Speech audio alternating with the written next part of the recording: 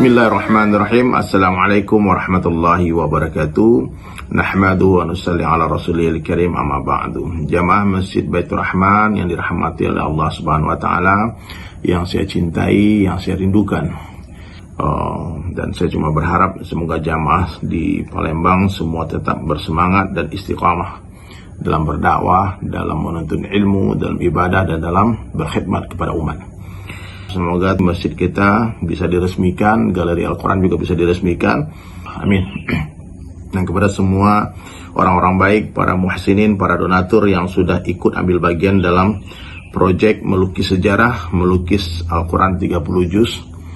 Semoga Allah berkahi rezeki kalian. Semoga Allah jadikan keluarga para donatur menjadi keluarga yang sakinah, mawaddah, warahmah. Anak-anak menjadi hafiz dan hafizah, alim-alimah, da'i dan da'iyah, dan semua berbahagia, berjaya dunia dan akhirat.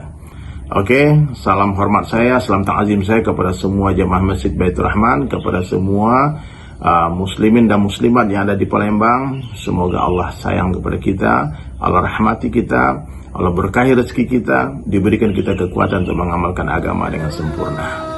Wabillahi taufiq wal hidayah. Assalamualaikum warahmatullahi wabarakatuh.